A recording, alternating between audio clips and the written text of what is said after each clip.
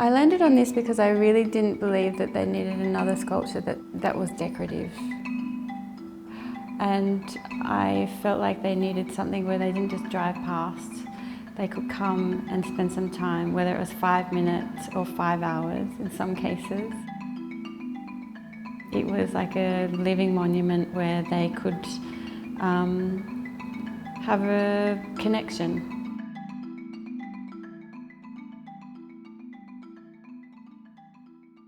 C3 West is based on the understanding that artists bring unique value to the world beyond the gallery, and so we collaborate with other organisations to create situations for artists to do just that, to work in the world with people on real issues. We were approached by Lancome to talk about a collaboration really occasioned by the new Sydney Northwest rail link. With it goes a whole lot of planning and careful consideration of how people are going to respond to the new trains, and also what kind of developments should be in the development plots around the train line. And so we wanted really to get an artist to work with local people to encourage them to use the new train line. So I was compelled to pitch a project that would help the community.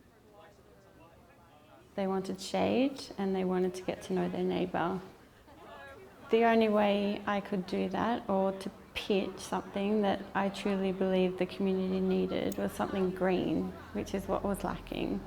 So I decided to make a piece called the Plant Library, a greenhouse, essentially, a living sculpture or a live monument where the community was invited to come and share a story in exchange for some plants. Whether they've been introduced or Indigenous. After research, they were the plants that people were having in their backyard, or the Indigenous plants that have always been there were back into the library. It was a wonderful journey actually to get to know the Darug traditions a lot more intimately, to understand a lot about those plants of the Cumberland Plain, and then to get to know what's being grown by the people who live there now. So it became a very powerful and touching portrait of a place and people over time.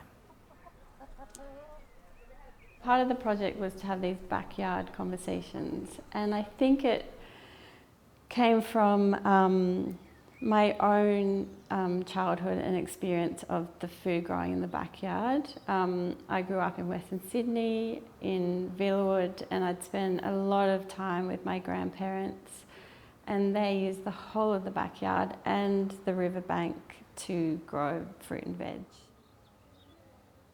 You know, I guess that kind of immigrant family, like,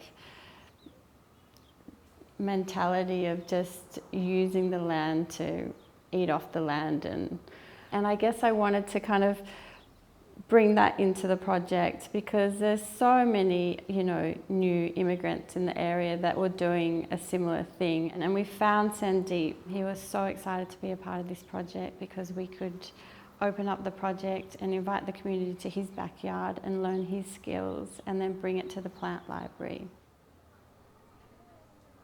We also had Alex from Cornersmith do workshops that brought the community together to do pickling.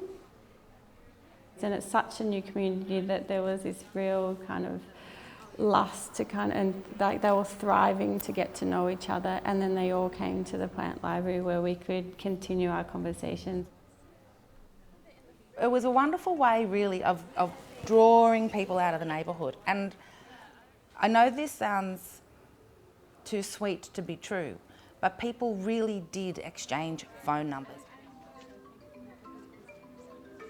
We grew a temporary community for our project, where the only agenda is to encourage people to make friends and to learn a few skills. Everyone really does want to get involved and help and to have more green in the area, and people that have been there for a very long time have seen a dramatic change and they're trying to bring it back to how it was. And I think maybe the plant library just started a small hub with the conversation. So hopefully there are more conversations posts, and that I saw lots of people exchanging numbers and joining Sandeep's Facebook page, and so I don't know, I guess I made a small dent with helping the community start a new conversation.